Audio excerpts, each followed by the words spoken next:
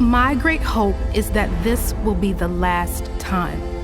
This will be the last time we must fight for education. Let's solve this once and for all. We have already taken many steps. Now it is time to take a leap.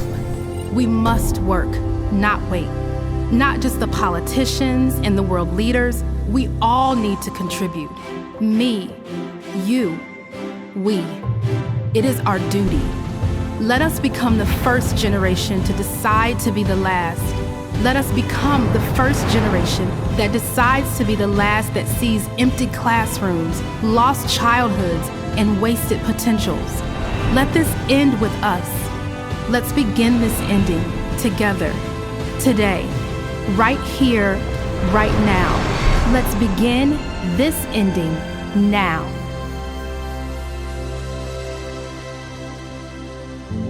My name is Bada Akintunde Johnson. I work as a media executive, specifically as country manager for Viacom CBS Networks Africa, owners of MTV Base, MTV, BET, Comedy Central, and Nickelodeon. Outside of that, I'm a coach, a mentor, and of course, outside of that as well, I'm a fairly popular football pundit. The only way we can take the kids from the streets back to school, in my own opinion, is to assume collective responsibility. What do I mean by that? Yes, the government has the primary responsibility of building educational institutions. But if you look at how much the government votes for education on a yearly basis, it's just about 40 billion or so. You know, it's grossly inadequate to fund the existing educational systems you have, from primary education all the way up to tertiary institutions. But that money isn't even enough to fund tertiary institutions, to be honest, because you have federal colleges of education, you have federal universities, you have, colleges that focus on, technical skills and whatnot.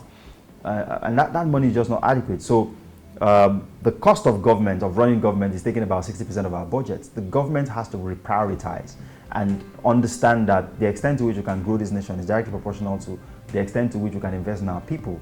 Human capital is the biggest, investment that we can make. And so we have to, get the government to prioritize, investing in education, building physical structures, incentivizing teachers, paying good salaries, making graduates want to become teachers, people who will be well paid for teaching other people, for growing other people. So that's on the one hand. On the other hand, we have other stakeholders within the system who must assume responsibilities along the lines of education. Our religious organizations, for instance, must prioritize, building affordable schools, not building schools that only the elite can afford. Build primary schools, the churches, the mosques, build schools that members of the congregation can send their children to, build schools that can, hire members of the congregation. That being said, as individuals as well, we must create opportunities where informal learning can happen. I personally spend quite a bit of my time going out there during outreaches, just speaking to young kids and encouraging them, because not all education would happen within the four walls of a classroom. Even in the family, older siblings must prioritize educating younger ones, must prioritize getting them to understand the value of education. Yes, there's Wizkid, there's Davido, there's all those successful people who may not be using their certificates to earn a living. But the biggest lie that you can lie to yourself is that you don't need education at all. Both Wizkid and Davido actually did go to school. Primary school, secondary school, yes. So to not go to school at all is totally destroying almost totally destroying your chance of making it in life, because the quality of your mind is determined to a large extent by what education you have in the primary and secondary school levels. So the advice is to all stakeholders. We have to assume greater collective responsibility. Individuals, educate people around you. If you can help with an indigent person who can pay for school fees, why don't you add that on as your own contribution or way of giving back to society? Pay people's school fees. If you can help donate a library in a public school, if you can fix a broken classroom, please, let's come together. Let a group of friends come together, put money together, and help to improve the facilities or the infrastructure that these educational institutions have. Government must play its role, yes, but we also have a role to play. Religious organizations, we must play interest groups. Everyone must come together and understand that all that talk about the youth being the leaders of tomorrow is a myth. If the quality of the youth themselves is suspect, if we are turning out half-baked or non-baked graduates, the future is bleak, because it is the quality of their minds that will determine the quality of leadership that they provide, whether in the home, whether in society, or in leadership positions. So that's how we fix it. We get children out of the streets, hawking things at such young ages, or begging for alms at such young ages, by creating and building more educational institutions, by making teaching attractive for those who want to be career educationalists, and by just contributing our bits, setting some money aside to build schools, to repair broken down schools, to buy books for people, to pay tuition for people in school. And that's how all of us must come together to ensure that education remains the bedrock of our society. They say the extent to which you earn is dependent on the extent to which you learn. So learning determines the quality of your life, essentially. So even the scripture says, in all you're getting, get understanding. Please, young men, young women, young boys and girls out there, go to school. No matter what happens, ensure that you get yourself some education.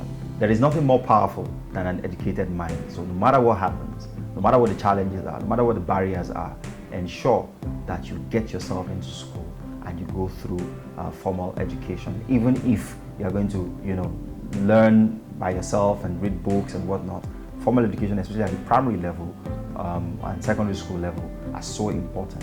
Ensure that you get them. I think the most powerful thing that inspires me is being African, to keep improving myself. I think that our continent has been looked down on for too long, and we've been put in a mindset where the young African feels like his only chance at living a good life is to leave Africa. So there's massive brain drain going on. The best brains around here are being shipped to Europe and America.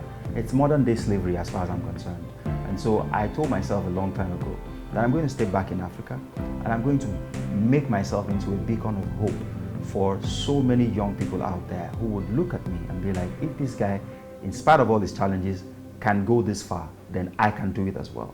Because it's not sustainable for us to allow our young people to keep going out of Africa to go and build other people's societies. So that's what inspires me, to be the best that I can be at any point in time, to be as good, as great as my peers in other parts of the world. And there is no stopping.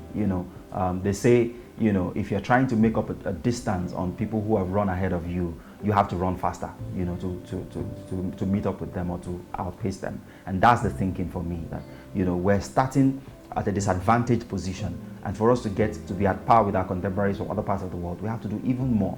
So I spend a lot of time in self-development, reading books. I'm so addicted to books. I believe that is the easiest way to rub minds with the sharpest minds in the world without having to see them physically. So that's the inspiration, to be an iconic African. Even if it's 100 people I'm able to inspire, that's good enough. Those 100 will go and inspire another 100, who would also go and inspire another 100. And so it's to be the best, within my space, within my sphere of influence, and use that to encourage other people to go and be the best in their own sphere of influence. And the multiplier effect will show up in the quality of the society that we have 10, 20, 30 years from now. On the part of the individual kid out there who's asking, how do I educate myself?